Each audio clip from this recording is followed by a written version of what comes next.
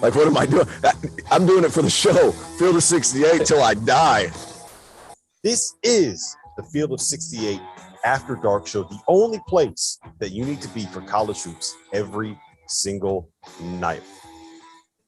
Welcome to the Sunday evening edition of the Field of 68 After Dark here on Sirius XM channel 84. That is the ESPNU station. We are live on YouTube. We're streaming over there. If you are watching, hit that like button, hit that subscribe button, jump in the chat, ask us questions. We will be answering them during breaks. My name is Rob Dauster. I'm joined by my partners in crime tonight, the Rifleman, Clemson's own Terrence, Oglesby, and Sports Illustrated insider, and the single biggest mush on the Field of 68 Media Network, Kevin Sweeney. We're presented by our partners over at Bet River Sportsbook. And guys, the Sweet 16 is just about set.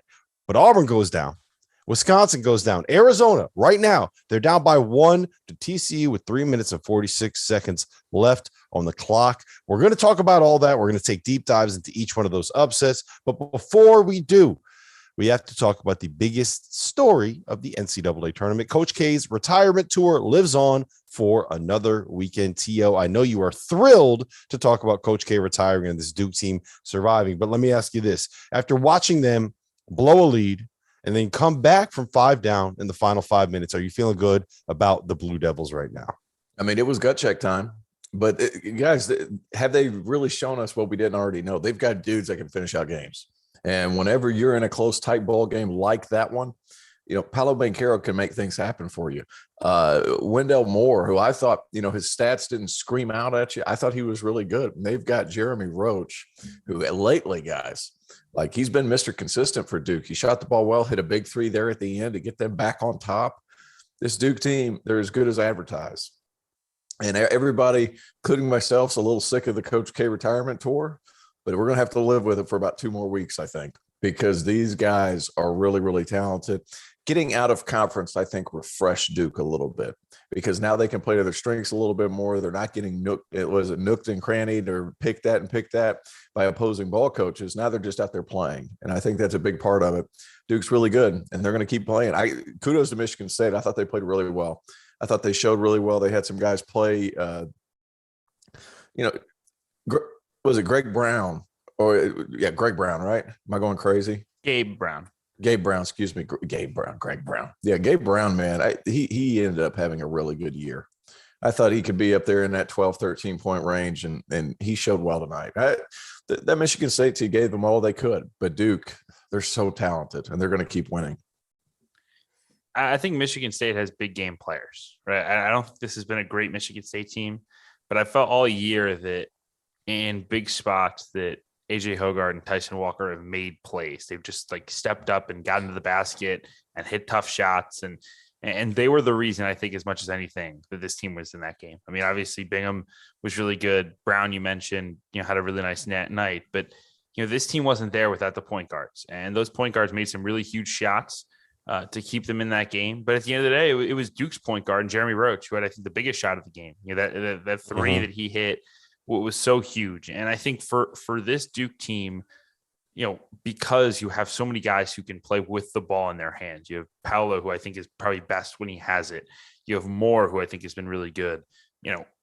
Guys who can just be steady and make shots and make good decisions when they have it in their hands, like Roach, are so valuable. And I thought he played his role tremendously well today in a huge spot. I think you saw the emotion from Coach K kind of coming off the court, that he knew that they got a real punch. I mean, a real punch from a very good Michigan State team that has been in some big spots in their careers.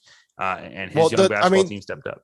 The concern with this Duke team, for me, is how are they going to handle the moment? How are they going to handle the pressure of, wow, this might be the end of Coach K's career. Wow, you might get knocked off by a 7 seed in the second round of the NCAA tournament. Wow, you might blow this thing. And they were doing it. It was happening.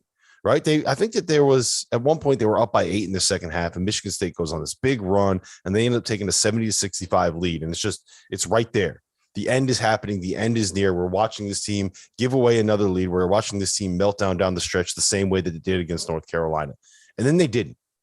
And then Paolo took over and went to the basket and just said, look, I'm the biggest and strongest dude on this court. I'm going to go make a shot right here. Did it 2 or 3 times in a row. Jeremy Roach then hit that 3. And it just felt like in that moment, T.O., tell me if I'm wrong here, but it felt like in that moment, they kind of exercised some demons a little bit there. I think the big thing was, this might be crazy to say, but I think they've been relieved of some pressure by the fact that they're no longer playing at Cameron. So the fact that they're out on the road, they're everybody's part of the same amount of hoopla. The Coach K thing's kind of been lost in the weeds because of all the games. Now, it's obviously still a big talking point for them, but I think there's been less of it because I think there was a hill that was climbed after that bad performance. It was like, okay, the worst is out of the way. Now, worst case scenario, we lose and it's done, as opposed to, man, there's Grant Hill over there. Christian Leitner's there. Jay Billis is upstairs. Like there was so much pressure on that one game. I thought a lot of those guys were like, hey, it's not going to get any worse than that. But they stepped up big time. Paulo Banchero just took it. He took the game into his own hands. I thought he was really, really good. I can't get over Jeremy Roach, though. Like, this is a guy that a lot of people were picking at earlier in the season, and he's just done his job, and he's done it really well. And, man, is he quick with the ball in his hands. And like Sweeney said, like, when you have multiple guys that can make something happen off the bounce, and Duke has that now more so with Jeremy Roach. He's fully healthy. He's been playing great. Like, they're really dangerous, especially at the end of clock. Are you worried about their defense at all? Because that's one thing, like, I keep expecting them and wanting them to be a great defensive team. And I just don't think that they are. Well, they rely so much on individual defense. They've always done that. Now, especially since the one and done era started, because they have a bunch of young guys, so they have to stay in front. And they do rely a lot on Mark Williams down there in the post. And what happens if they've played teams like a Miami with a Sam Wardenberg that can pull out and stretch out that 5-man, like, they can struggle because then everything opens up in the middle and they're not help heavy. If you get past your initial defender, you can beat Duke if Mark Williams is not in that paint. So it'll be interesting to see. I don't necessarily worry about it because I think on the other end, they're going to be able to overwhelm you also. But this Duke team, if Mark Williams is away from the basket, it can be an issue. Yeah, I worry about it, I think, though. I think, they get 1.2 points per possession today against a Michigan State offense that, do they have a high level pro on that team? I mean, you think Christie eventually, but he's a long way away. Like, I think it's concerning. I think for me, like, at the end of the day, like, with the physical tools that those guys have, right? With Keels, with Moore, with Banchero, like Griffin. I mean, these guys are all long, athletic dudes who can move their feet. And you'd expect these guys to be able to contain the ball. And I just feel like so many times these guys have gotten beat off the bounce, lately. And I think, again, part of that today was like Hogard was just making plays. And I've watched him get by a lot of guys that it doesn't kind of make sense because he's kind of bigger body, but he just finds a way into the lane. But I mean, it's been a consistent issue. Virginia Tech killed them. I mean, Virginia Tech, cut and diced up that defense. And, before that, they had some defensive struggles against Syracuse and obviously the North Carolina game. Like there have been a lot of cracks in this Duke defense lately. And I think I worry about that once they play against an elite basketball team. Michigan State's good. They're not elite, right? You're staring down Texas Tech in the next round. Texas Tech guards the heck out of you. I mean, Duke's not going to be able to put 80 on Texas Tech. So how do they respond? How does their defense respond? Can they slow down a team and win on the defensive end? Can they do enough on that end of the floor? And I think that question is still open for answering right now. I actually think that they match up pretty well with Texas Tech. And the reason I say that is to beat that no middle defense, what you really need to be able to do is kind of have short drives where you're not overcommitting. You're trying to get to you're driving baseline and you're trying to get to about 12 feet where you can kind of force the defense to move and then be able to pick out shooters on the opposite side of the floor. You got to have guys that are big enough to be able to make that pass over the 6'6" long athletic wings that Texas Tech has. And Duke's got a bunch of guys that can do that. Trevor Keels can do that. Wendell Moore can do that. Even Paulo Banchero can do that. They have a couple guys. I mean, AJ Griffin, assuming he's healthy, which I think he will be, he doesn't miss these days. Wendell Moore is knocking down threes. Paulo Banchero can make threes. Tio, how do you see this matchup playing out? Well, that's a big part about it. Like they have guys who can score about 15 feet. If you look at teams that have beaten Texas Tech, and I don't have their entire schedule in front of me, but I'm about to grab it. Like I know that TCU beat them. Why? Because they have Mike Miles who can score over the top of defenses. They have guys who can create off the bounce. Duke does have that, but at the same time, that Texas Tech team's rugged now. And I think if it's a toughness contest, Texas Tech's going to win that. I like Texas Tech in that game moving forward. I think defensively, they just swarm to the basketball. They're every bit as tough as any team that Duke has played this year. And in the tournament, we've seen it. We've seen it all weekend, guys. Like refs are letting it go. It's physical basketball being played with your season on the line. And who is better suited for that than Texas Tech? I'm sure there's a few, but Texas Tech fits that mold beautifully. The one thing I'm worried about with Texas Tech, they really struggled to score against Notre Dame. Notre Dame threw this little junky 2-3 zone on them, and Texas Tech could not figure it out. Their last 10 points of the game before Kevin McCullough had that breakaway garbage time dunk all came from the foul line. They could not figure it out, and it was a junky zone that Notre Dame was playing with a bunch of guys that aren't very athletic. You know what Duke has? They have a bunch of dudes that are really athletic. That is the one thing that concerns me. You said that you don't think they can get to 70. Hit that, Ben. Oh, man, that's a horrible shot. You said that you don't think that they can get to 80 points. I don't know if Texas Tech is going to be able to get to 60 against them. I mean, look, Duke hasn't guarded. Like at some point, like Texas Tech has a lot of dudes who are athletic and can handle the basketball. And Duke has not done a great job of containing dribble drives. And I think that concerns me. I think when you let Texas Tech get downhill and get 2 feet in the paint, they can then kick out to their shooters and make shots. I also think, the other concerning thing for me is I think the way you beat Duke, when Duke's playing offense is you force them to take jump shots. And Texas Tech, forces you to take more jump shots than pretty much anyone. I mean, 46% of opponent shots are threes. And I think, especially considering how much we've seen Bencaro at times settle for perimeter shots when you feel like he can get to the rim, when you feel like he can bully his way down there. I worry that, this becomes, Duke taking a lot of contested jumpers because they're not, able to get downhill or they're afraid of the help that comes in because Texas Tech's so well schemed. I still think Duke is the better team, but, look, I think it's going to be a home crowd for Texas Tech out west. I mean, is that crazy to say? Like, it is crazy. It is crazy to say because everybody on the Pac-12, what are they? USC football fans and Duke basketball fans. It's the same thing here. We have all kinds of Clemson football. Nuts. They are nuts, but I think it'll still go 50-50. And the Gonzaga fans will be rooting for Texas Tech.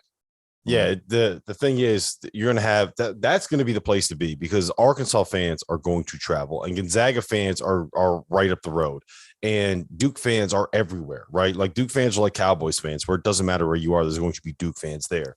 And then like Texas Tech fans, when we were in Boston, I've told the story on here before, when they were at the regional in Boston in 2018, Villanova, national champions, eventual national champions were there. Purdue was there, West Virginia, like a 6-hour drive away, fairly local. They were there. They were by far the loudest, the craziest, the most dominant fan base that was in that building. And I think it'll be similar in San Francisco, right? They're playing that at the Warriors building. So yeah, I think you're going to have a very heavy Texas Tech contingent in that spot. Let me ask you guys this. This is the only region where we have the top 4 seeds left in it. Are you still feeling confident about Gonzaga being able to work their way through? And TL, where do you think is the most dangerous matchup that Gonzaga is going to end up having? Well, I'm pulling up my bracket right now because that's the worst thing possible. They could have some trouble with Arkansas. I love this Arkansas team, how gritty they are. Jalen Williams has been really, really good. And they're going to attack Chet Holmgren's chest.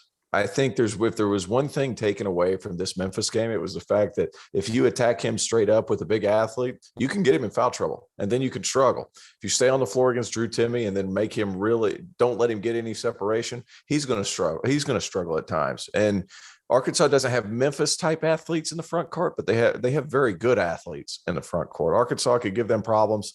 After that, It's good that Duke, if there's a Duke matchup with Gonzaga, obviously we've seen that movie before. And then Texas Tech could also give them problems. We've seen that movie before. But it's just, it ended up being a really good bracket. It's the only one without all the upsets, quite frankly. But interesting enough, I think the team to watch out for, though, Texas Tech is playing better, and then Arkansas is playing a lot better just for the physicality piece of it.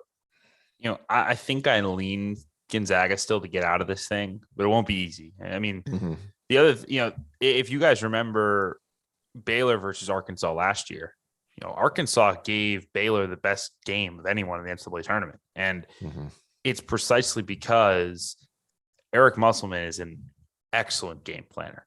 I mean, he is nuts, but like, man, does he game plan? Like, he gets his guys ready to go. And though, with a full week to prepare or close to it, they are going to be ready. I mean, they are going to have every single thing scouted. They have like 9 trillion GAs who will be ready to rock and roll. I mean, that staff is going to be ready to go. And I think they'll get their best shot. I just don't know that they can win enough personnel battles, but it's going to be a heck of a game. And then obviously, Duke has already beaten Gonzaga. We saw the physicality issues that Duke provided. So, huge shot. Ben Mathurin. What a shot by Ben Mathurin. It's a tie game. TCU, Arizona 75 all. There's 12 seconds left in that. We got to head to break. But listen, when we come back, we are going to talk about Auburn, Miami. We're going to talk about Iowa, Wisconsin. And we might end up having to just talk about Arizona and TCU, whatever happens in this game. I don't know where we're going next. We have a lot to talk about, though. So make sure that you're back.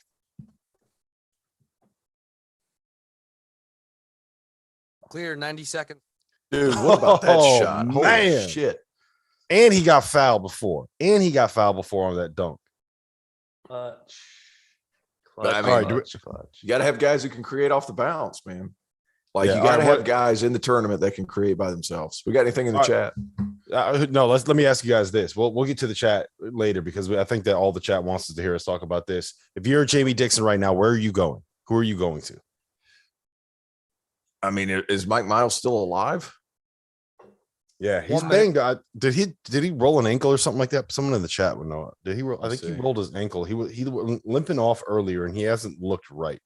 I think I want to get going downhill and try to get it on the rim and see if Lampkin can make a play. Oh, yeah. They trapped him. Oh, it's over and back. So, it's a turnover. Shoot it.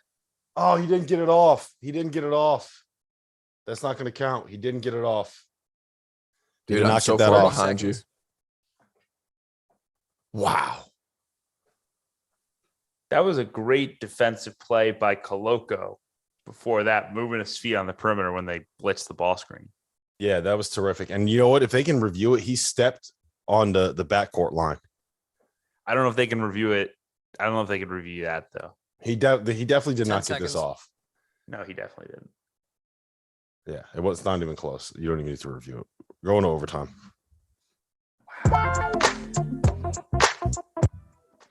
This is the Field of 68 After Dark. We are on Sirius XM Channel 84. That is the ESPNU station. We're streaming live on YouTube. If you want to see another 5 minutes of this TCU Arizona game, make sure you hit that like button, jump in the chat, ask us some questions. Rob Dauster, Terrence Oglesby, Kevin Sweeney. Guys, that was an insane finish. You are watching Arizona and TCU. We are heading to overtime there. We are going to save the conversation about this game until this game is actually over. So I want to start with what happened in the Midwest region, the bottom part of that bracket. Iowa State knocks off potential National Player of the Year Johnny Davis in Wisconsin. They went from being picked last in the Big 12 to the Sweet 16. That's pretty wild. But first, T.O., what do you got to say, man? You called this. You called Miami over Auburn. You called that upset. Miami was by far, unquestionably the better team tonight. They advanced with I don't even know what the score was. It was like 70. I think they won by 18 points. Was it 79-61? Isaiah Wong had 21. Like, what a performance from the Hurricanes. Talk to me. Talk your shit. T.O. I will talk a good amount of shit. But I think the big thing to take away is Miami's guards are as elite as we've been saying the entire time. Charlie Moore only took 8 shots, but he still had 15, 9, and 8. Like that dude's really, really good. Now he's like a lot of other guys. I think this is his 6th or 7th year. Like that's such an advantage this season for guys who've gotten guys like Charlie Moore, who are very, very good college players that just couldn't make the jump because of size or because of whatever has been the case. But man, Charlie Moore is really tough. The guy that's just so impressive in my eyes is Isaiah Wong, because he was 8 of 18, but I'm willing to bet that 6 or 7 of those 8 makes were hard as shit, because they just have guys that can make. He's a guy that can make shots over high hands. And this Auburn team, we've been dogging the backcourt. And yet here was Walker Kessler and Jabari Smith combining for 3 of 22. We wanted them to get the ball. They got the ball. They laid an egg, and it is what it is. This is an Auburn team that's been in flux as of late. It doesn't really seem like they've been connected ever since probably the beginning of February, and you saw it tonight. But what a performance today by Miami. They still didn't shoot the ball really well. Ended up only 3 of 15 from 3, but it doesn't matter. They are the mid-range maestros. Are the Hurricanes. You know what it is? Their ability to force turnovers and create havoc and have Sam Wardenberg at the rim. Like, Sweeney, I did not realize how good of a rim protector he was and what that allowed them to be able to be defensively.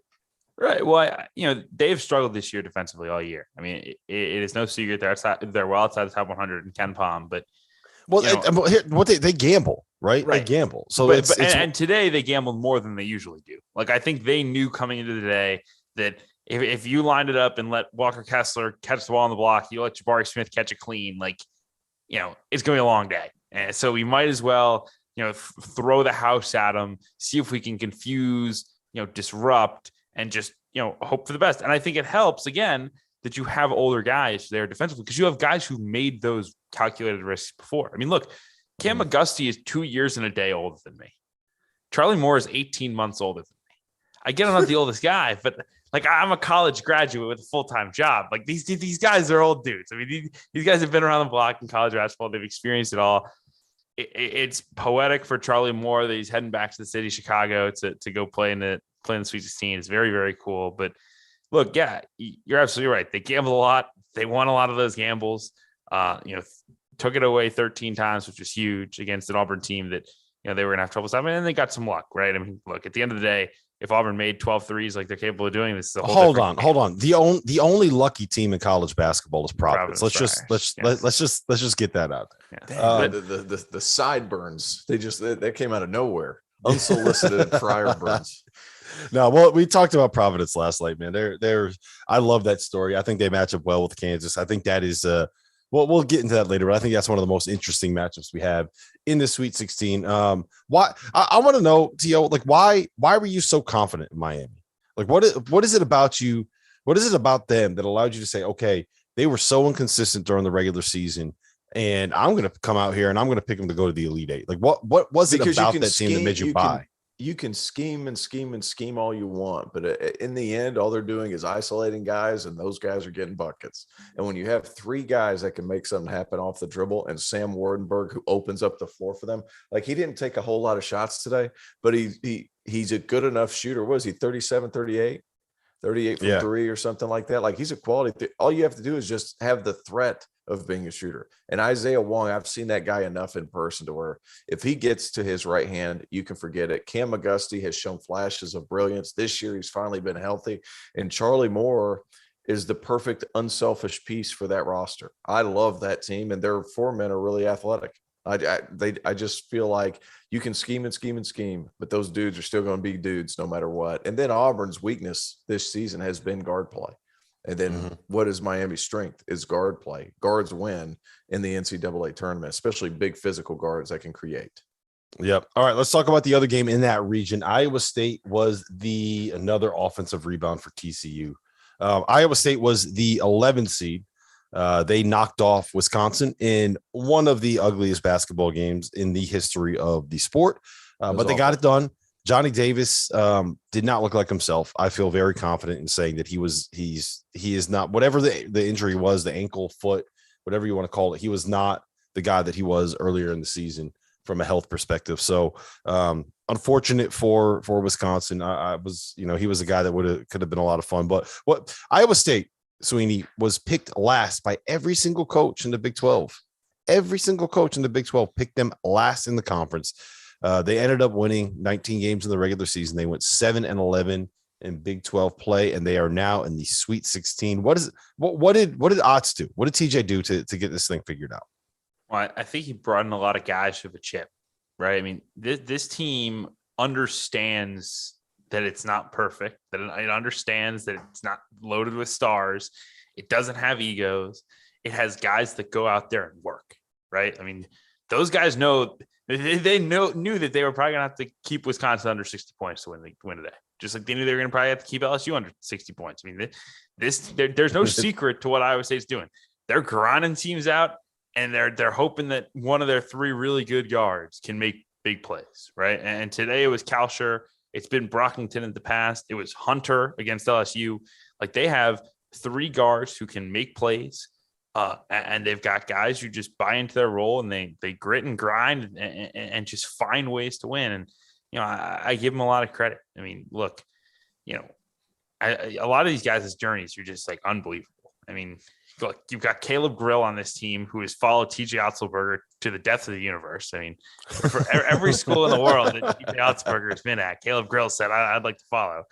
You've got Brockington, was originally committed to NJIT, then goes to St. Bonaventure, spends 2 years at Penn State, deals with the COVID stuff and a coach firing, and winds up here. Like, these are the unwanted misfits of college basketball. And here they are on the Sweet 16. It's an awesome story.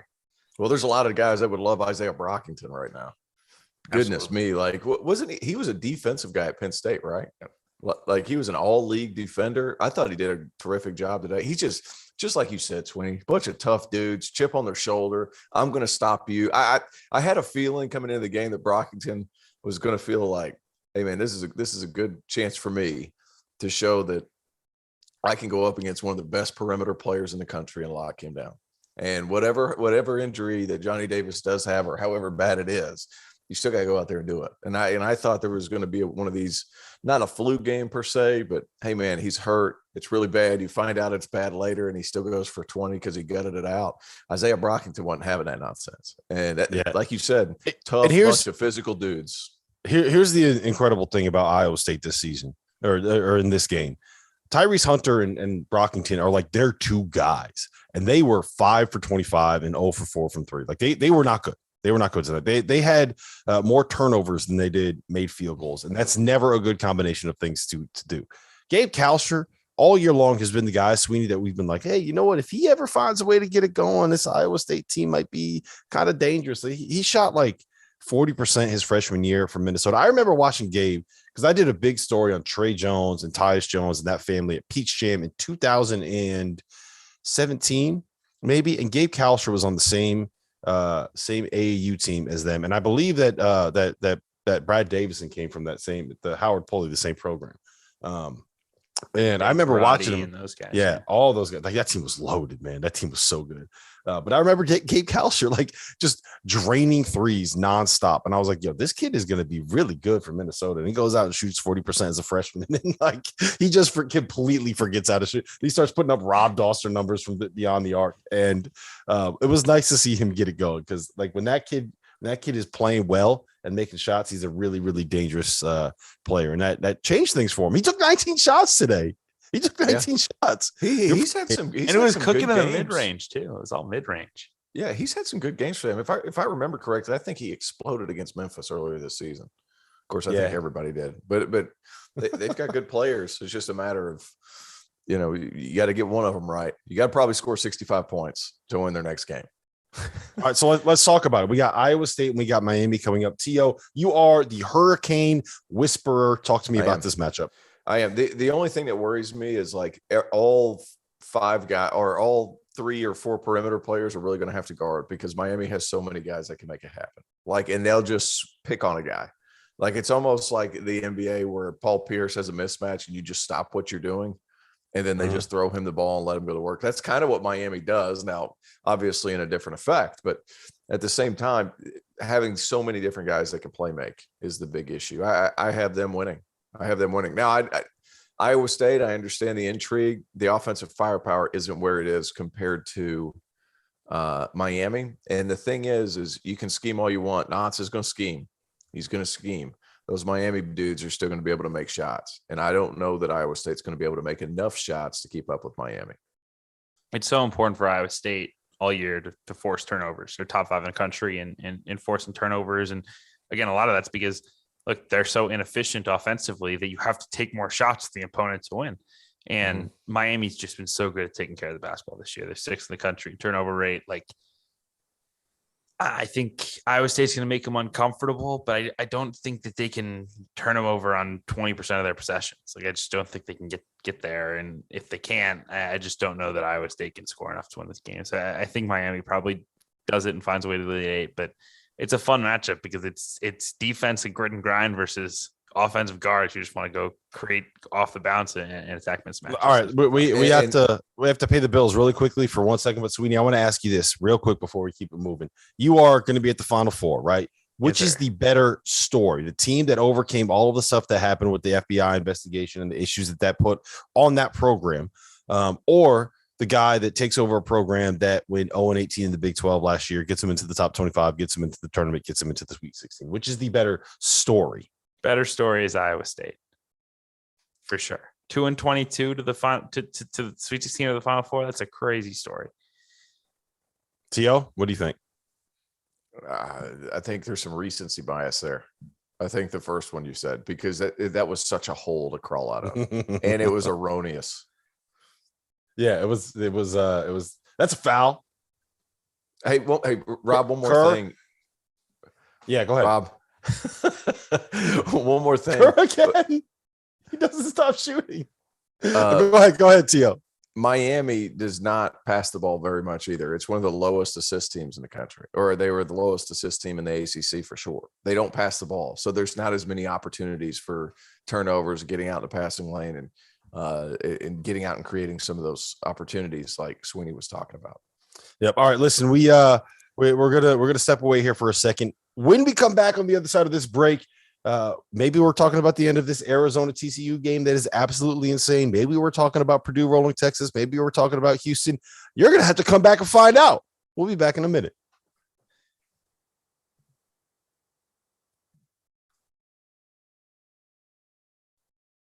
Clear 90 seconds. Theo, I hope you're well. Oh, we got Kono. I didn't even realize Kono wasn't here tonight. Did you watch that last possession? Kirk Reese missed 3 straight threes from the corner. I was watching them like, yes, that is the most T.O. thing. That is why T.O. loves Kirk Reese. He got one blocked. It might have been a foul. He got it back, put it up, missed the offensive rebound, got it back again, put it up again. The live text in our big group chat of Eli Becker says, "Okay, Kerr, that's enough, buddy." Carter says, "Creasa, LMFAO, Borzello, time to rest the ankle, Kerr." Nah, Kerr's keeping shooting, baby. No, you got to get him up. You got to get, if you're open, you got to let it fly. No matter, hey, T.O., if you're a real shooter, right? No matter what happens, all you need is that first one, that next one to go in to be hot, right?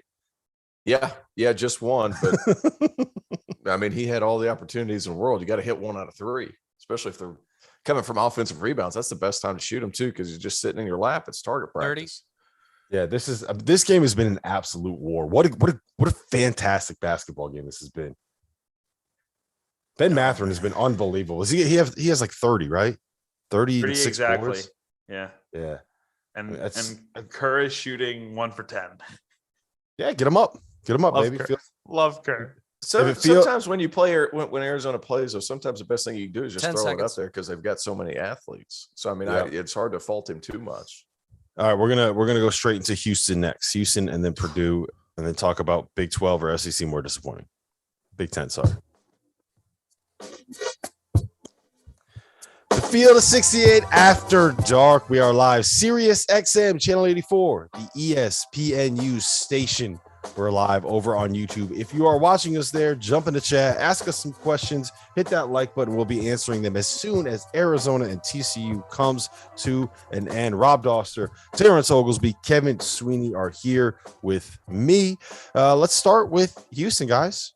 We'll talk about Arizona and TCU as soon as the game is finally over. But I want to start with Houston here in this part of the conversation because they went out and they punked Illinois. They absolutely punked them. Houston, Sweeney, they're missing their top 2 scorers. It doesn't matter. It feels like no matter what happens, no matter how many people get injured, they have another 6'5" grinder, absolute junkyard dog ready to come in and do all of the same things that the 18-point per game score they just lost was doing before that.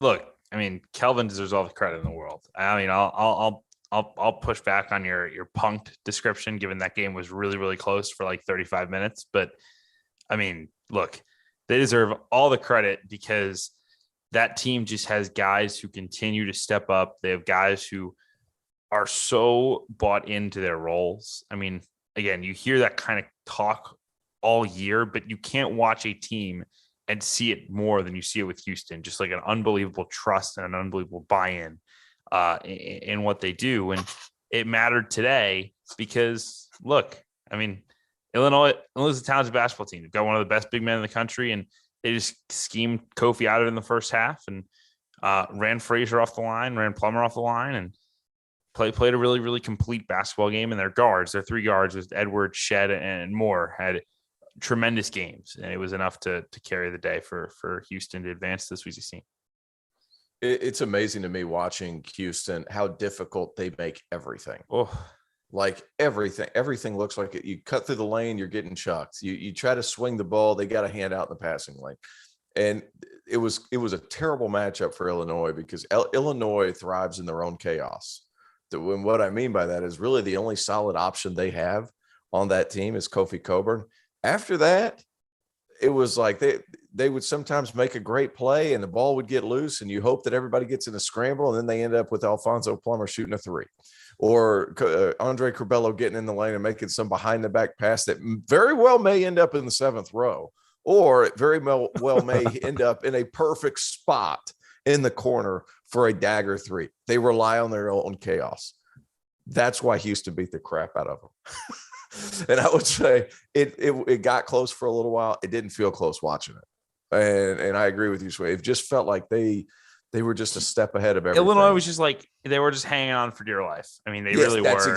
And they're so good. I mean, again, I thought the freshmen for Illinois, Melendez and Goody, were tremendous. I mean, making Goody plays. was good. That dang technical on Melendez was a miscarriage of justice. It was awful, and it swung that game because that's a breakaway dunk to get at the floor to keep you believing, and you get a technical when literally if he had gotten off the rim any earlier, he would have fallen Paul George to his leg. I mean, it was preposterous, that call. Yeah. But again, at the end of the day, Houston was the tougher basketball team, the more physical basketball team. They punked DeMonte Williams, a 5th-year senior who is regarded as one of the best defensive players in the Big Ten. Punked him all day, and at the end of the day, they're the deserving team to advance. I will say this: Illinois got hosed 2 years in a row seeding wise.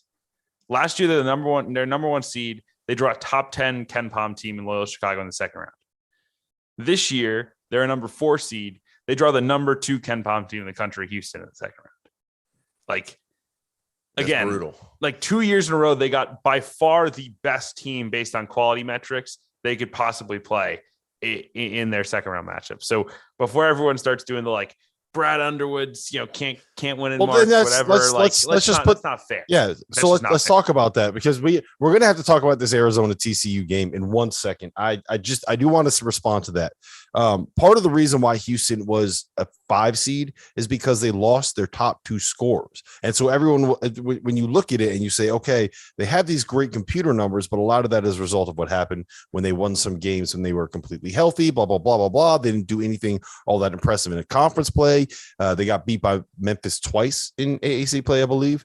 No one else in the American was any good. So maybe these numbers are just a fluke because they were both sort of I get why Houston was seated where they were seated. No, I get it too. Same thing with Chicago.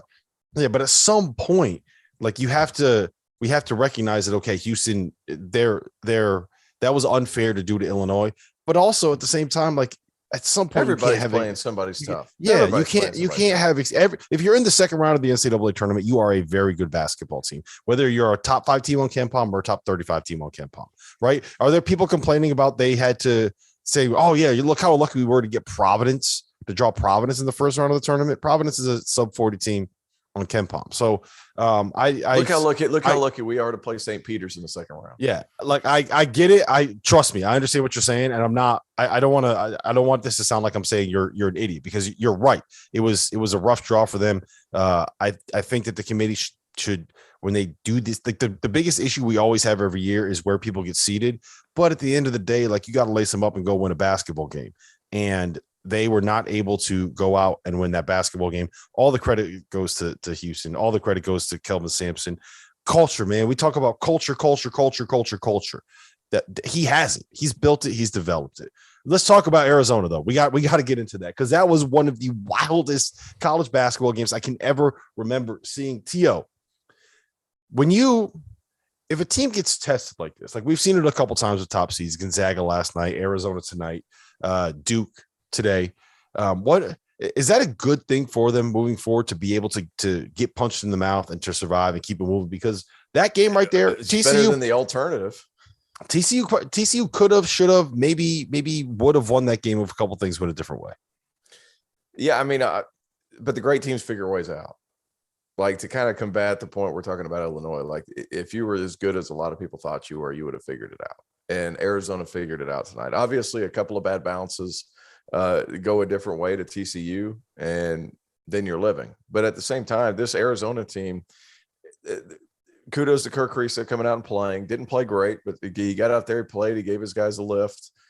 It's better than the alternative. Like I said, like, would you rather play beautifully like Memphis and lose? Or would you rather grit one out and keep moving forward? Arizona, I don't really put any stock into it, because now you got 5 days off until the next game. You're going to see completely different teams coming up next week. Like St. Peter's, if they would have played tomorrow as opposed to next, like, what is it, Thursday or Friday? I'm not sure the schedule. Yeah. Like, I think St. Peter's might be able to have a chance for winning another game. But since they're waiting 4 or 5 days and they're going to get scouted and all that stuff, it might be a little bit more difficult. Look, I think Arizona grew in this performance today, and I think we learned a lot about them, because they haven't been in a lot of games like this. They haven't had to, come back. They haven't, had their back against the wall, and I just felt like they had a response. And in particular, I mean, their 2 guys, Matherin and Koloko, really, really stepped up. I mean, everyone's going to talk about Koloko going for 28 and 12 and shooting 12 of 13, and like, that's justified and whatever.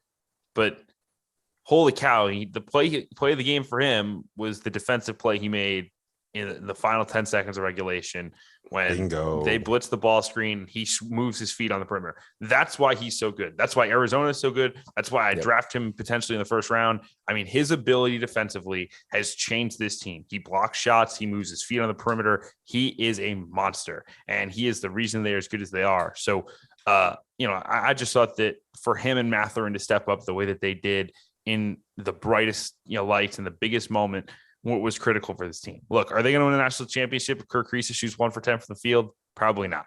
Like that's the reality. But, they live to fight another day despite that. They live to fight another week for Kirk Kriisa's ankle to get a little healthier, because it better be healthy, because Houston's that's going to be interesting. They're going to scramble you. They're going to scramble you. So, no, I mean, you live to fight another week, and when you have 3 players as good as Tabellis, Koloko, and Matherin, you got a shot. Yeah, that Arizona Houston game is going to be so much fun. That might, honestly, that's going to be the biggest and best game of the Sweet 16, I think, and we're going to talk about that a little bit more in a second. But that might be the best, for me, the most intriguing game of the tournament to date. Memphis Gonzaga is up there, but is that am I saying too much there? Am I going too all in on that? I thought Memphis Gonzaga was such a cool matchup going into the game, because it was they kind of fit each other perfectly for what each team's weakness was, right? Like, so I would venture to say that's probably the best one so far. That Arizona Houston's going to be awesome. It's going to be a great game. But as far as anticipation, Houston's really good, but that Gonzaga, this might just be me personally. That Gonzaga Memphis game, I was really intrigued by. Sweeney. Man, I mean, I'm as excited for that one as I am any ball game this March. I mean, I look as someone who couldn't have been more juiced up for Murray State versus San Francisco, and that game lived up to all the hype.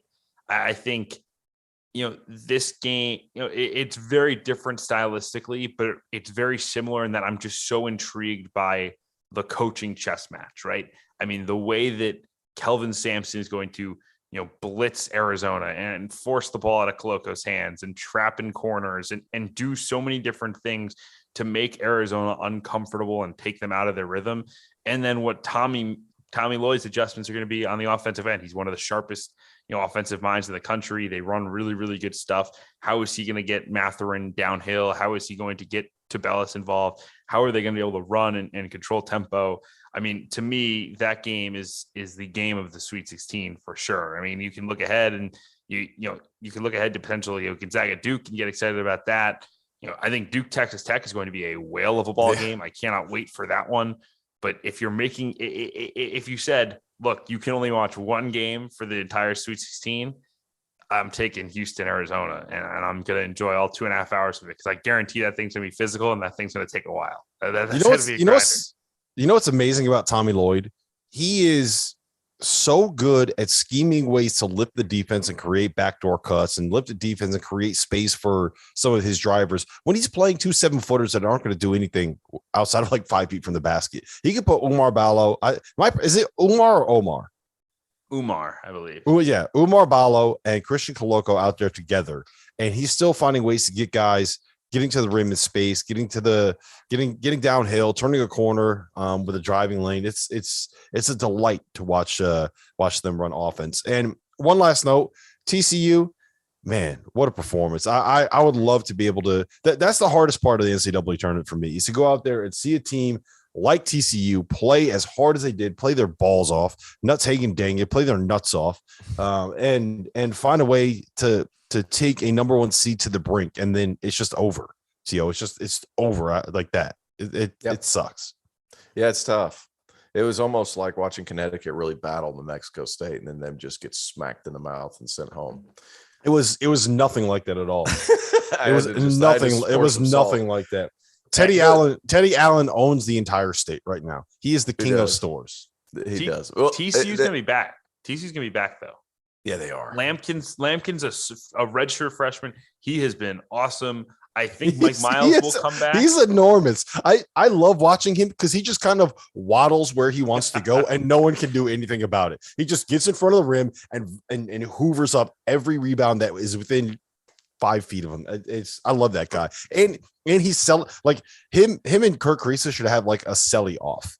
Like, who's got the best celebrations out of those two? Listen, I love that we gotta pay the bills here. When we come back, we're gonna talk a little bit about Purdue. We're gonna talk about Villanova and Ohio State, and we're gonna take a look ahead at the Sweet 16. 90 seconds. Man, dude, my favorite game. I love this Duke. I love this Duke Texas Tech game. Yeah, that's gonna be awesome. That game so much. Let me ask you guys this: where does this game rank in terms of best games of the tournament so far? Because I think this is number 1. You know why? It was a really well played game. Because you had money on it. Well, I mean, I actually didn't win my bets. Thanks, fucking mushy mush over here. You got the live money line.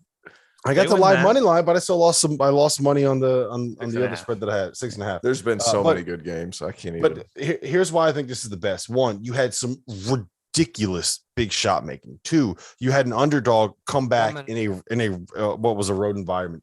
3, you had the what could have been like one of the iconic plays in NCAA tournament history not happen and not count because it came a split second too late. You had Mathurin's dunk, you had Coloco's dunk, you had all of the putbacks, you had the big shots that Mike Miles did. You had to me, that was the best game of the tournament so far. Yeah, you got what are the other Sports Illustrated? For Sports Illustrated, you got to do like a 1 through however many games there were. Just rank the games. Sounds like fun. It sounds like a good end of tournament project for me. Yeah, I like it. I'd read. What else is up there? You got the Rutgers Notre Dame game. You've got the San Francisco game. You've got the Kentucky upset just because of kind of, importance of it. And North Carolina Baylor. North Carolina Baylor. North Carolina. North. That's the one that's in conversation. Was that Dagan?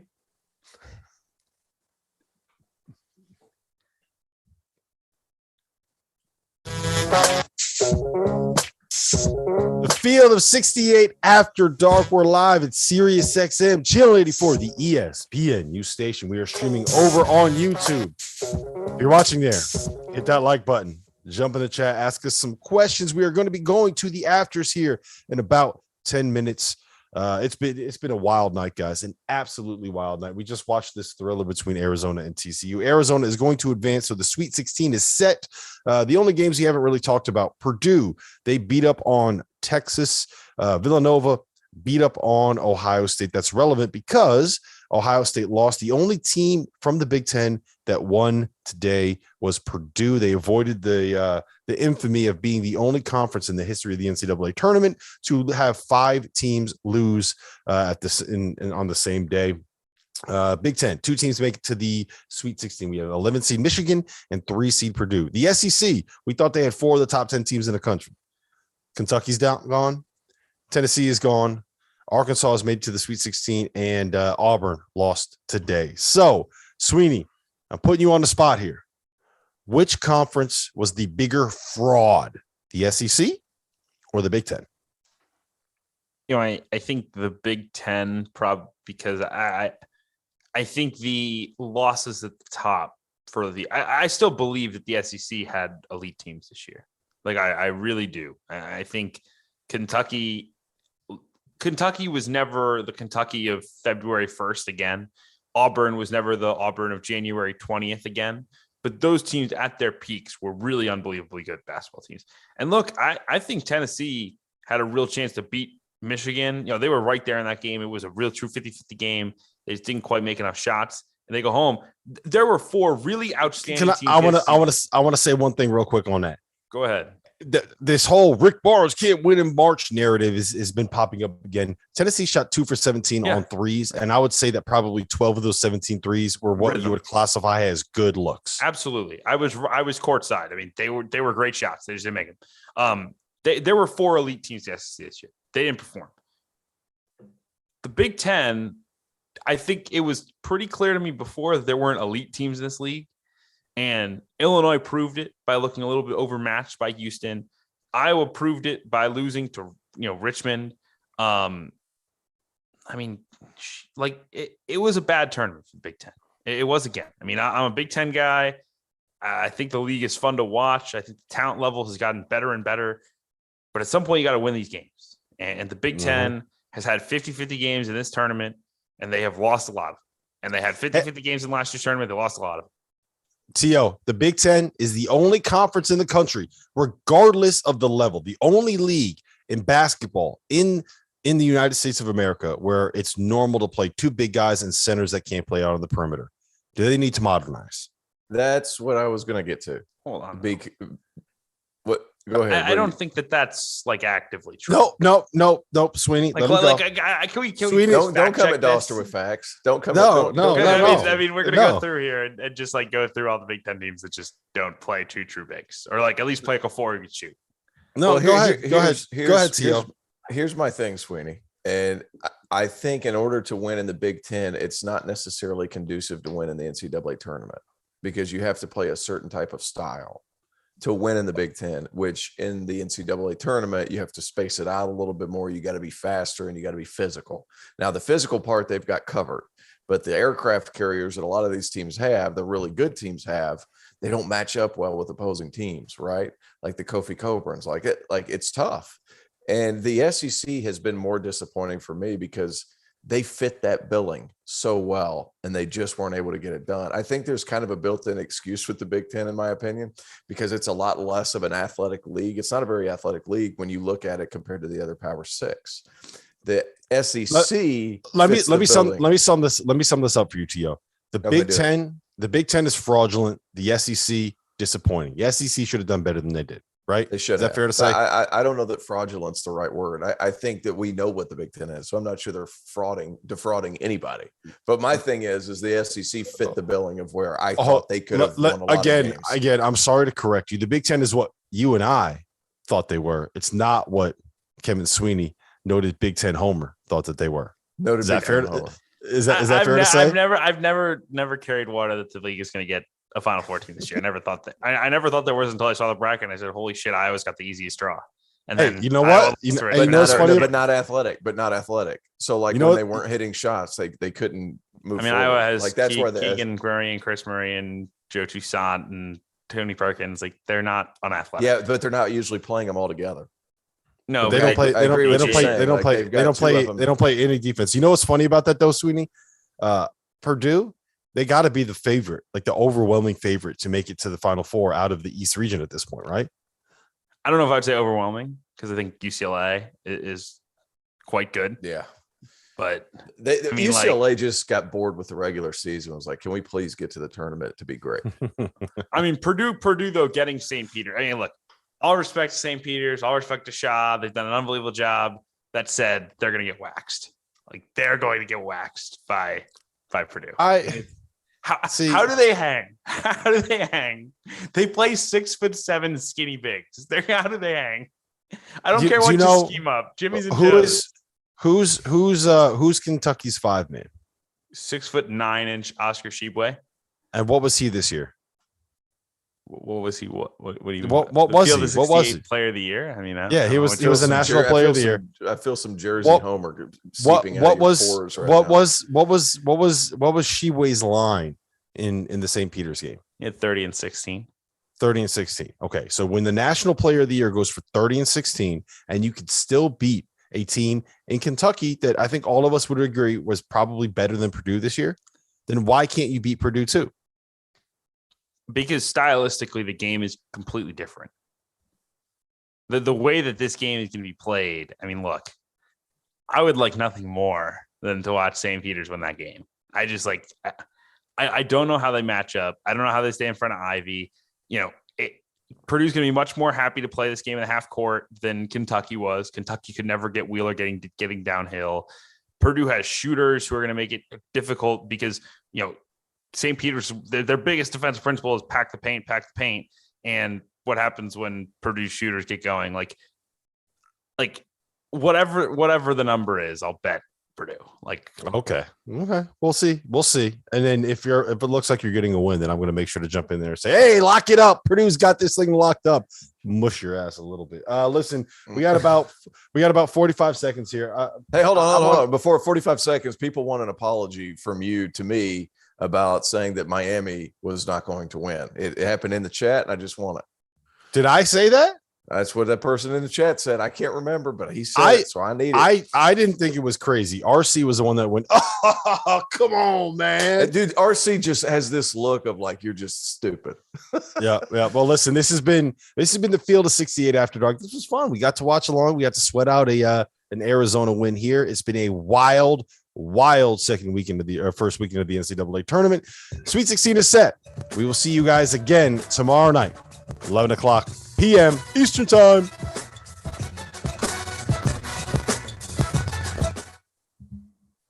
Awesome. You guys are all clear? All right. Great show, guys. Chat. You got any questions for us? We can get this thing started now. They just want an apology. That's all they want. I want an apology from Sweeney too for the slander on future Seton Hall head coach Shaheen Holloway. Down in the Peacocks. Defending shot. He has to coach the game for Seton Hall. Yeah, that's unbelievable. Let me go back in the chat and find some questions. You guys can talk among yourselves. You can still give your apology or get your apology to you if you want. Yeah, before we do that, I want to ask you guys this. I got a little bit of a look ahead here for the Sweet 16. So, you see how you deflected?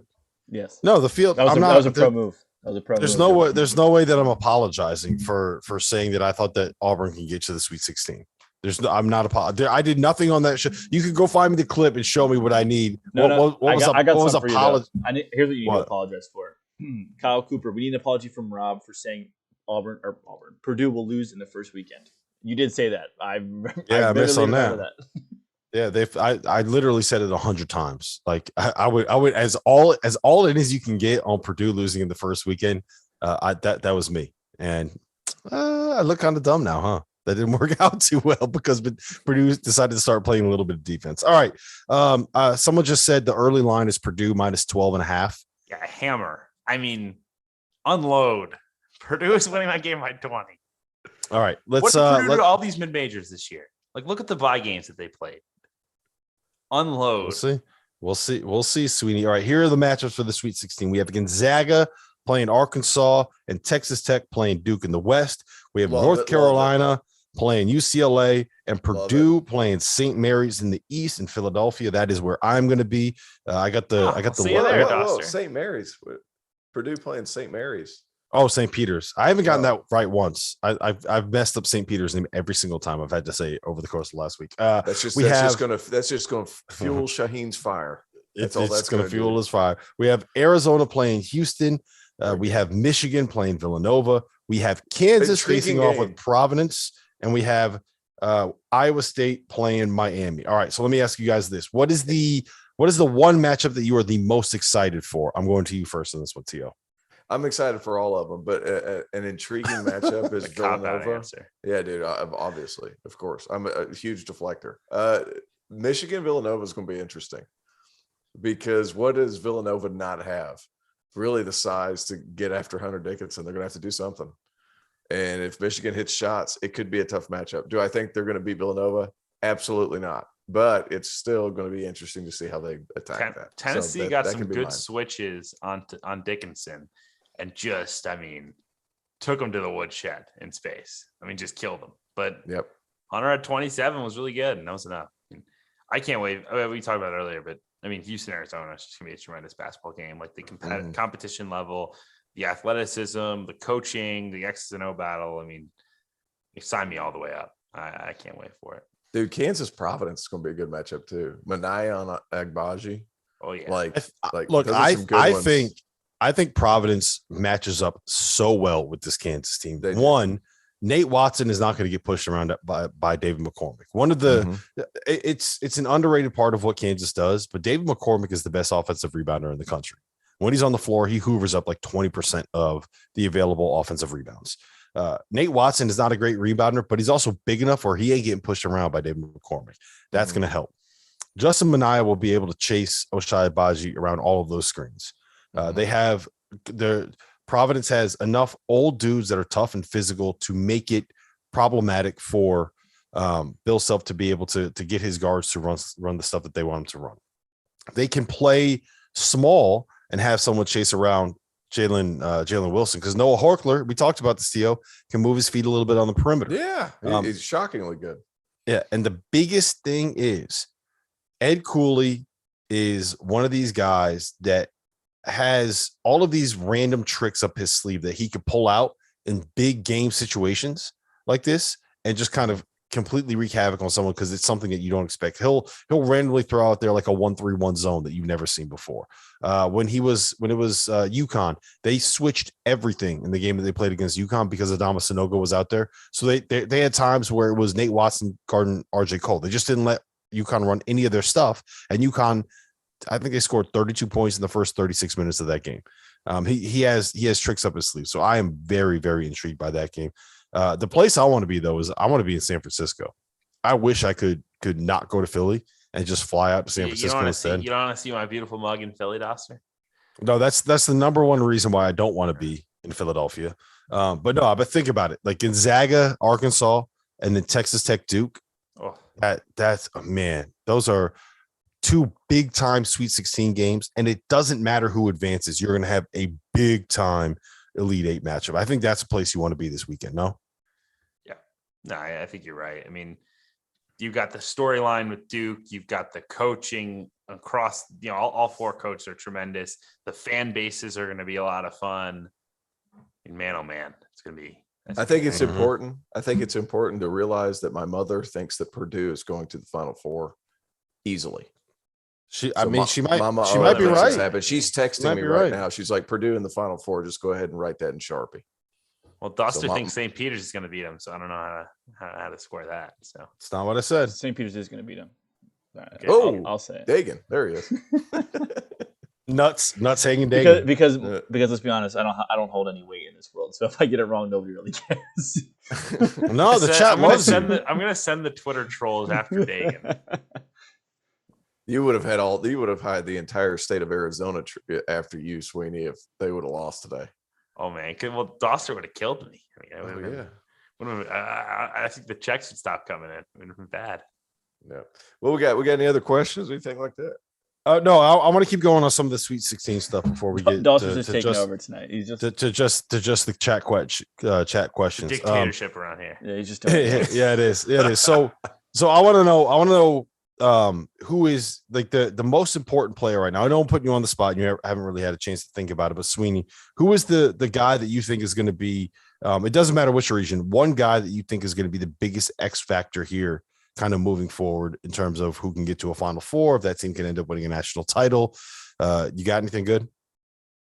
I think Jaime Jaquez is like the difference for this UCLA team. Like if they're going to get back to the Final Four, if they're going to have a chance to go win a championship, it's him. I mean, it's having another guy beyond Juzang making shots, and he's been so good the last, month, really, since he got finally healthy for the first time all year. He's had issues with, both ankles. He's been banged up. They had the COVID issues. Like when Jaquez has played well, and now he's had 15 or more now in, count these 1, 2, 3, 4, 5, 6 straight game or 8 straight games, that he's had 15 or more points. He had, a really nice game against Akron that they really needed when Akron pushed them. Like, to me, for this team to get past the Carolina team that's playing great basketball, it's going to require Jaquez, exploiting some mismatches against Manic.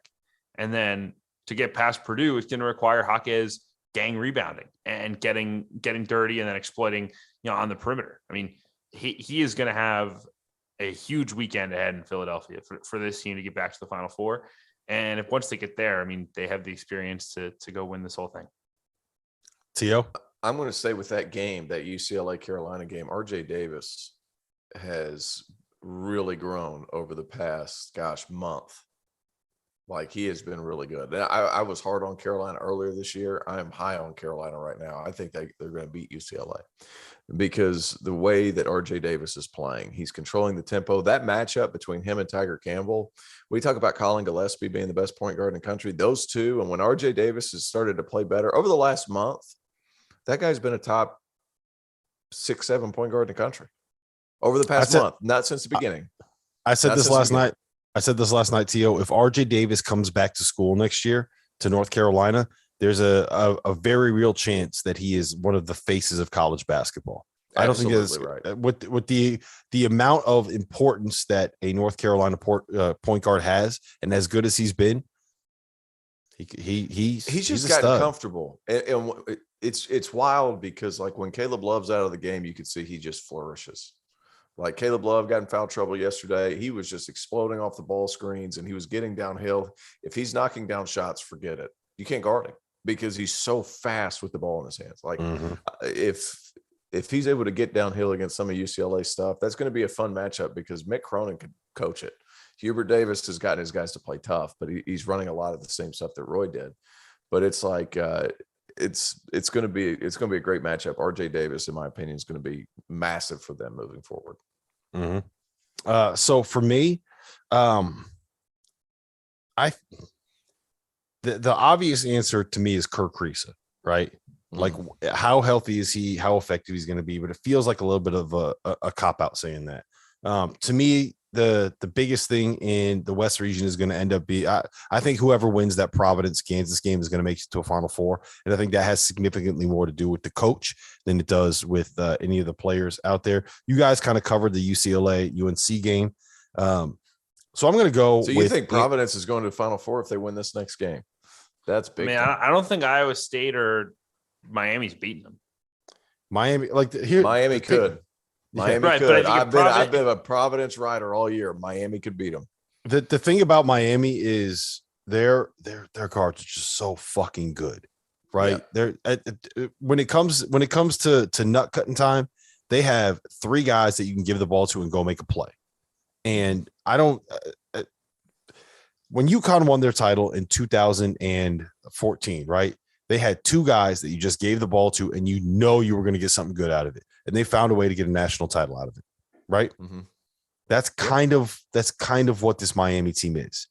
When you need to go win a basketball game, they have three dudes that can go win you a basketball game. They're all old, they're all tough as hell, and they all have something to prove based off of what's happening with Miami. So, but I'm going to say, who did you compare him to just now? Because I was half listening. Sorry, 2014 UConn. Yeah, with perfect. Shabazz, Like with that a lot. Shabazz That and team Ryan. guarded though. That team guarded. Miami just hasn't Yeah. guarded. Like there's no the history is just so not on a team who outside the top 100 getting bombed defensive side. Like the history is so bad, so negative to get to the Final Four. Like it's again the matchups have helped, but like I still just like I don't see them winning two more. Sweeney, I 100% agree. I also will say that this team to me is built a little bit differently than most of the other teams that are outside the top 100 because they are so good at forcing turnovers, right? Like I know I'm talking out of like the chat is saying this. I'm talking out of both sides of my mouth because I'm saying Purdue's not good enough to make a Final Four because they don't guard, and Miami is worse defensively by the metrics. And I'm saying that they can sit here and make a run, but I think that since they have something that they can do defensively that can make them very, very good, where they just force a whole bunch of turnovers. Am I making sense? It's making sense in my head, right. but I saying their defense is worse than Purdue's, but their defense has like a thing that they could do in a game that individually would make them better for the day than Purdue's defense. Yeah, and so because of that, that's perfect. Yeah. Okay, good. You verbalize that a lot better than I am right now because my mind is not. Well, I'm not functioning at the highest of capacities at this point. But none of us are. None of us. I'm trying to say the most important player, and I'm going to go with Kevin McCullough. He's the X factor guy on Texas Tech, right? You already had a guy. You get two guys. Yeah. Who was my other guy? He took over the show. T.O. He's just doing whatever. Who was the other guy?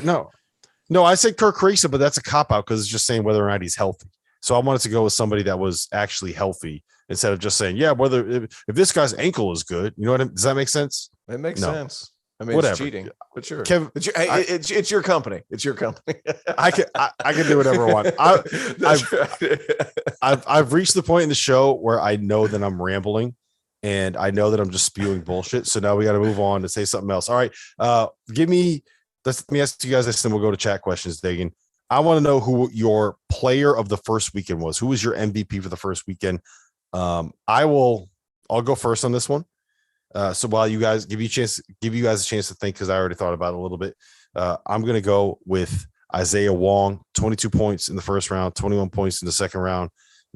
Was the kind of go-to guy, absolute stud, played great. Sweeney, who was your MVP?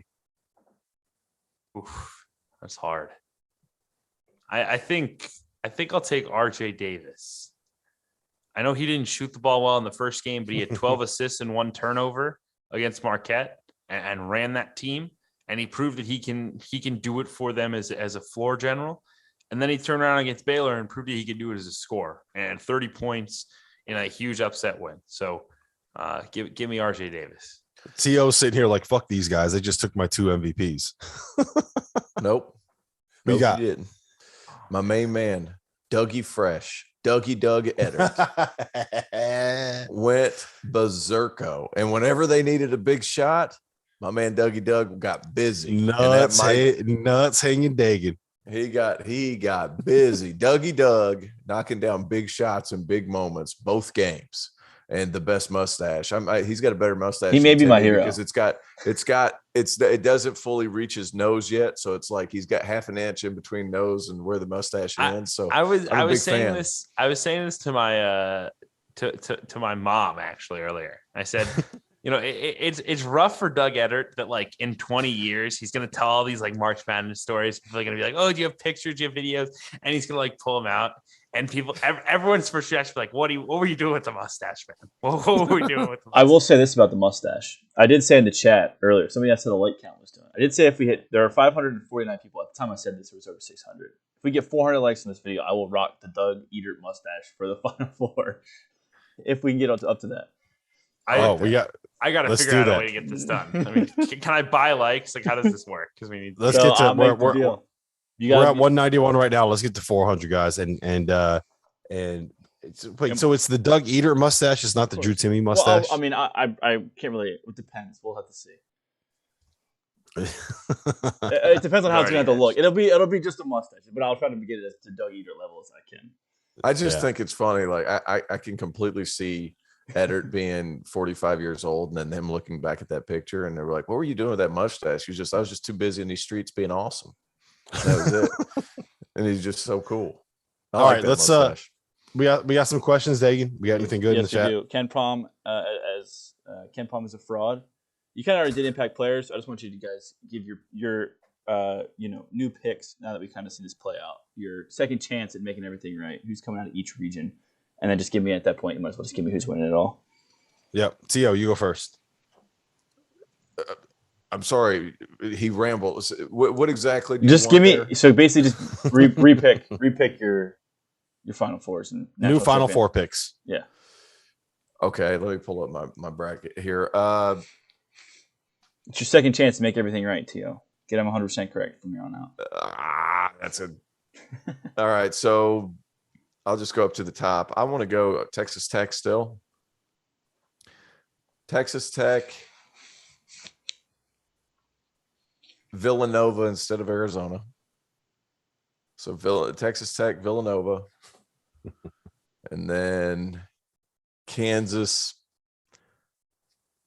Gosh, Purdue. Kansas, Purdue. That did not feel good. No part of that felt good.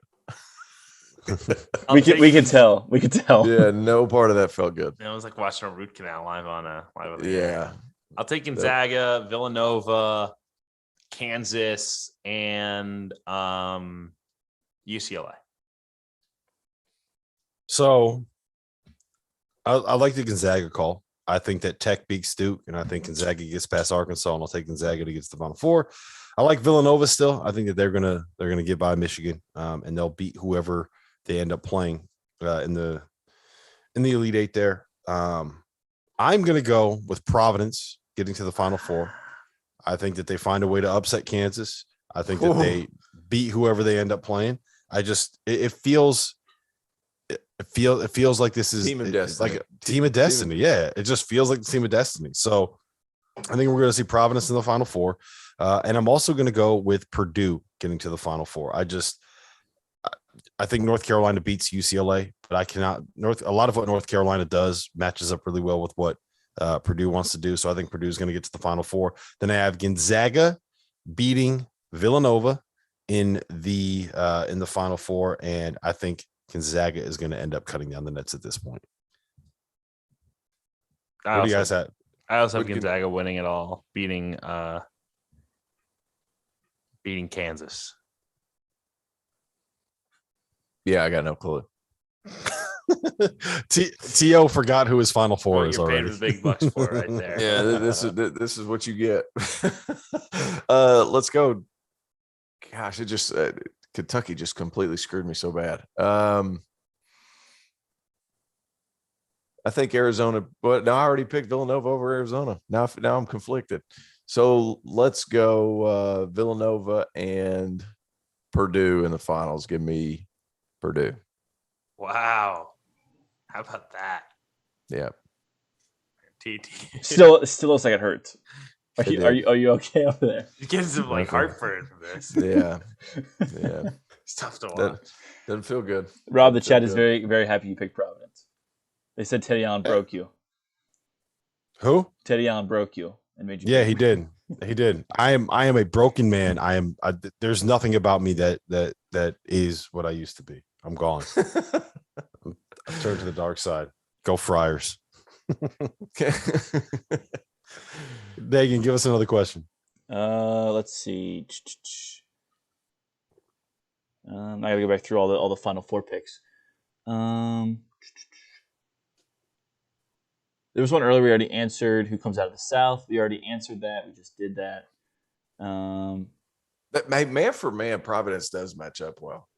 Like if you go down and you look at each place, like McCormick Watson, Horkler Wilson, Mania Agbaji, Brown Durham. Like it really Reeves. The thing is, like the thing with it is, Tio, like every Kansas player is the better. Like if you lined them up, you would be like, yeah, I'll take the Kansas guy over the Providence guy at every single spot. I wouldn't take David McCormick over. Okay, yeah, that's the one. But so 4 of them, you would take the Kansas has better players at almost every position. But I don't Providence know. matches up really, really well. It's the kind of thing where Bynum would be my point guard choice. That's true. So it's 2. Maybe. Yeah, it's 2 versus 3. So I talked to a coach. He said your 1 and your 4 positions really good, or your 1 and your 5 position are really good. You're in good shape. And if you're Providence, you've got the better of both of those. Now your wings at Kansas are elite. Like that. Now my head's spinning because now. I feel like I've like people are saying like, well, T.O.'s one of us. All these Providence fans are saying, no, I like your team. I will pick the other team if I feel like the other team will win. But like the more you sit and you pick that matchup apart, like it's promising. I'm telling you, like I like it a lot. I said it as soon as the bracket came out. You can go back and look at the Selection Sunday show. I said it that Providence, if they find a way to get to the Sweet 16 against Kansas, they match up really well, and that they can make some things happen. So it just, I don't know. We'll see what ends up happening there. Do you got any other questions? Yeah, I got one. Providence is 8.5 dogs. Providence are 8.5-point dogs. Yeah, I'm going to be on Providence. Whew. I do have a question. Sorry. What current player can be a great head coach in the future? Because we've seen a couple have some success. Well, those are NBA guys, I guess, but still kind of same deal. What current player? Yeah. Doug Edert. Yes. Only correct answer. My brain. That's a bad question for 1:21 a.m.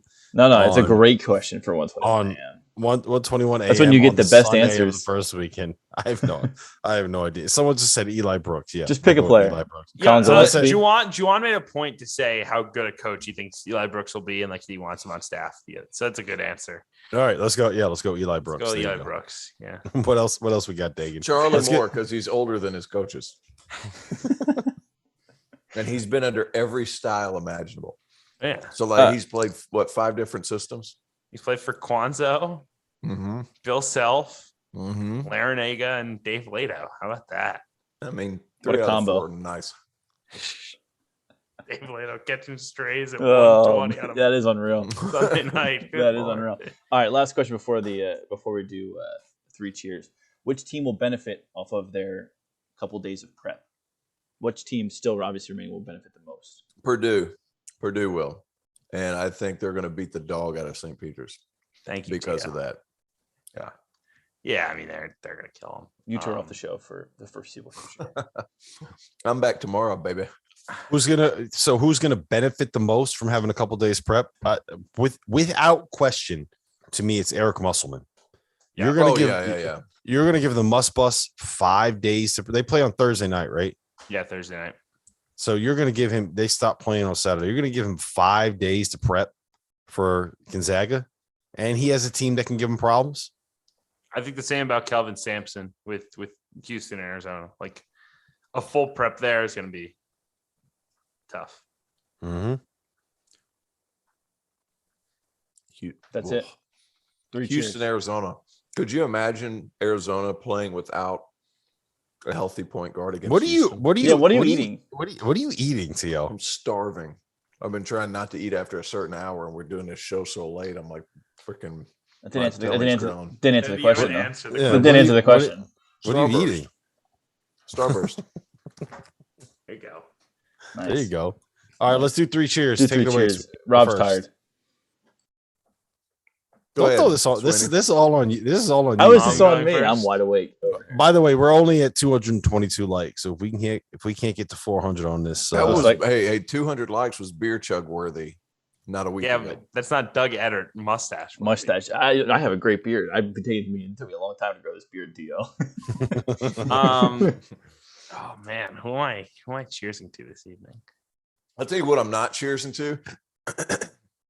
These freaking headphones. These are the worst headphones. These AirPod Pro, they just fall out of your ear. Maybe I have funny shaped ears. I don't know. These things are terrible. I've literally never thought of my ears, Tio. They are the worst. Dude, I'll just be sitting here. I'll just itch my head sideways. They'll fly out 90 miles an hour and knock the person out beside me in the airplane. They are the worst. So they don't get my cheers. Okay. Well, my cheers goes to I'm gonna do St. Peter's. I know it's boring, but I mean, look, I grew up on Whoa. St. Peter's played yesterday. Hold on, Coach. Hold on. I haven't been on the field to see it after dark since then. No, we're not. You're not. No, you're not doing St. Peter's. Get out of here with that. This is ridiculous. I'm not. This is unreal. What is happening? Dauster the dictator. Talking about how cool St. Peter's is. So the actual team that I will cheers to today, or the actual person, is Christian Coloco, because that guy does not get enough respect for how good he is nationally, the way he impacts the game defensively, on the offensive end, the way that he shapes their team. Christian Coloco, cheers to you, my friend. Another cheers day at the office. Some guy in the chat just said he has sweaty ears.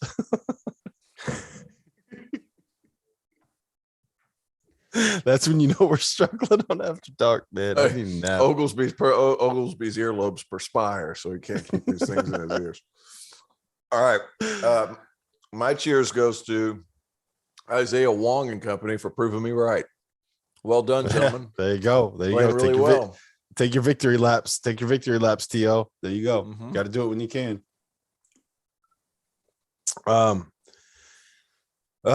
My cheers is going to go to TJ Otzelberger, Iowa State, written off. I know Powell had a tweet today. It was like, no one thought we could do it. Like, everyone doubted us. Like, you're Duke, man. Everyone loves you. Chill out. Enough with that. Everybody doubted Iowa State. Nobody. Go find me anybody in the preseason that thought that Iowa State would be in the Sweet 16. No. Nobody did. They were coming off a 2-22 year, changed head coaches, changed staffs, brought in a bunch of guys. And they're now in the Sweet 16. So cheers to TJ. Cheers to Christian Coloco and Ben Mathurin. We got to give him his flowers too. He was unbelievable tonight. Cheers to St. Peter's. We'll give you that because of Nuts Hanging Dagan. And I've already forgotten who T.O. said. Oh yeah, Isaiah Wong. Cheers to Isaiah Wong. Hey, by the way, can we hold on? Can we address this? Nobody thought we could do it bullshit, because like Paolo Banchero saying nobody thought we could do this. I'll play at Duke. Nobody thought we were in the Sweet 16. Shut up. Next, and then who was the kid who won the Heisman Trophy this year? They get the quarterback from Bryce Young. He's like, nobody thought I could do this. There were so many haters. The dude was ranked number 2 in the nation coming out of high school. Nobody was hating, bro. Nobody. Tom Brady pulls the same crap. It's really getting out of hand. Well, can I say something to that? Mm-hmm. So since starting this Field of 68 thing, like here we go. No, haters. No, in all seriousness, in all seriousness, every time like I see a negative tweet or something like that, like I see it and it fucking locks in my brain and I remember it. Right. That's why I'm so good at going and finding those tweets. And every time I have a chance to dunk on someone or slander someone because of it, I'm able to do it because I see it and it just gets in there and you remember it. I've gotten to the point where I've built up these like fake rivalries with all of the other college basketball podcasts, right? Like in my mind, I'm like, I got to be fucking better than Titus and say, I got to be fucking better than Parrish and Norlander. We got to get better numbers than them. And in my mind, I've built up this idea that's like, okay, we got to go beat them. Those are our rivals. When in reality, like GP and Norlander are two of my best friends in this. Yeah, two of my best friends in this business. But like in my head, I'm like, well, we got to beat him. We got to beat him. We got to beat him at all costs. So I kind of understand where these players are that are like when they say stuff like that, like, yeah, I'm proving all the haters wrong. At the same time, you play for fucking Duke, man. No one hates you. Bryce Young, you were the number 2 recruit in the country. No, not a single person in this world has ever doubted anything you're ever going to end up doing. So I don't know where that was going. Arkansas did the same thing. Muss was like, yeah, man, like, well, nobody thought we could be here. No one thought we were going to win. I was like, But you're a 4 seed. You played a 12 and a 13. Give me a break. Yeah. All right. This has been the Field of Yeah, 68 wrap After it up. Dark. Wrap it up. Nut saying and Dagan. Wrap it up.